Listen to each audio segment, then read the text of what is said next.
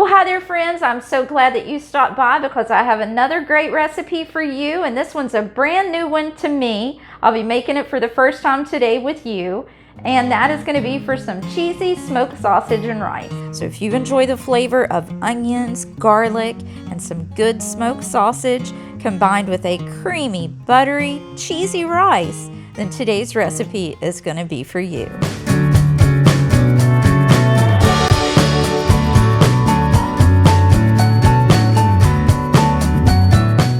Well, welcome back friends. If you're new here today, my name is Luann and this is Heart-Filled Kitchen. Well, in today's video, I'm trying out this recipe for the very first time, and I thought I'd bring you right along with me, and it's going to be for some cheesy smoked sausage and rice. Now, before we jump into this, I just want to point out that I'm going to be making half of this recipe. It's just myself and my husband, and I don't need a big batch of anything, but if you need the full version of the recipe, of course, I'll link it down below. I'll put it in the description box and I'll add it to the comments so that it's easy to find. So just keep that in mind that I'm doing half of the original version. So with that being said, let's go ahead and jump right into this. Okay, so the first thing that I've done is I preheated my oven to 400 degrees and I have out my 12-inch cast iron skillet. You will need an oven-safe skillet for this recipe. And over here at the cutting board, I'm going to go ahead and cut up this 1 link of smoked sausage.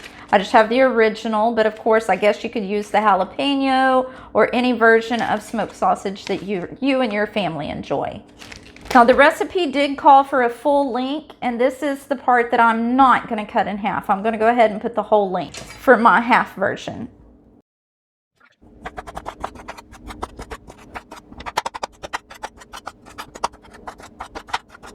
All right, now we're just going to put the smoked sausage in the skillet with about 2 tablespoons of olive oil, and I'm going to brown that up.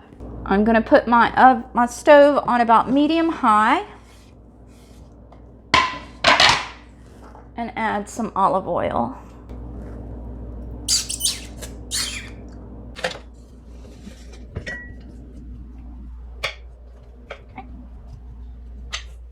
Okay, while that's frying, I'm gathering up the rest of the ingredients. It says that we need 1 finely diced onion, but I have some frozen onion that I'm going to go ahead and use. Then it says to use a red bell pepper. I don't like bell pepper, so I'm leaving that out. We need some instant white rice. So I have this from Aldi's. Okay, give this a stir. Starting to get a little loud over here. And turn that off. Okay, I'm going to bring that over here so that you can see what's going on. There it is. Okay, now we're going to add the onions.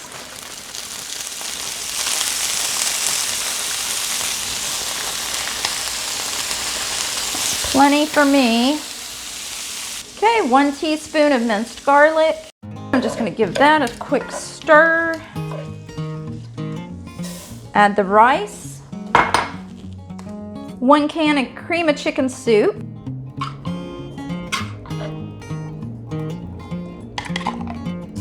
Next, we need some chicken broth. Cup of cheddar cheese. A teaspoon of crushed red pepper flakes. I'm going to leave that out. Salt and pepper. Now we stir all this together.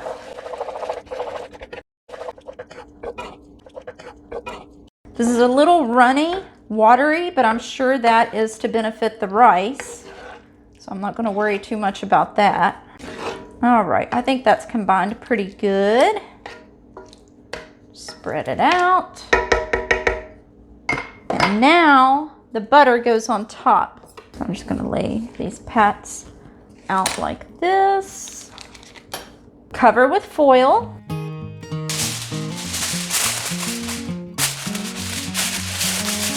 It doesn't completely cover my skillet here, but I'm sure it'll be fine.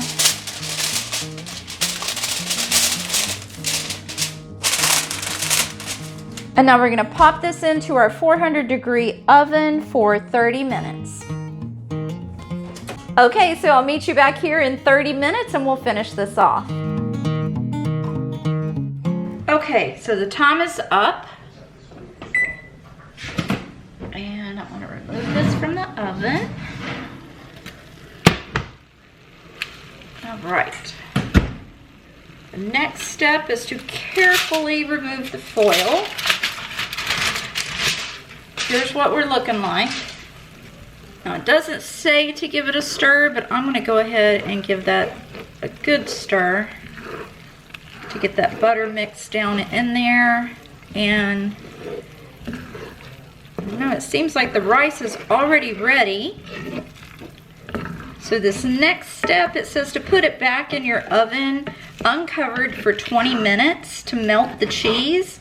Well, my 400-degree oven doesn't take 20 minutes to melt cheese, so I'm just going to sprinkle a little cheese on top and maybe put it back in for 10 minutes. I think our goal here is just to get it kind of brown on top.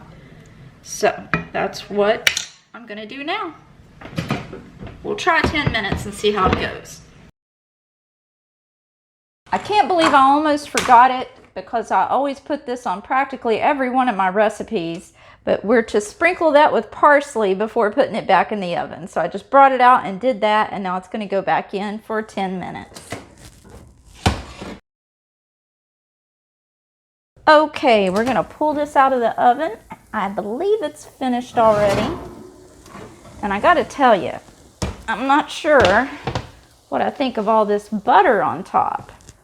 Let me bring you in closer. All the boiling is butter that has raised to the top. But we'll see what happens. I'm going to let it sit for probably another 5 minutes or so to cool and see what happens. Well, I am so happy to report that the butter did soak in, and I have to say, combined with those soups and the cheeses, this is now one of our new favorites. I think you'll like it too.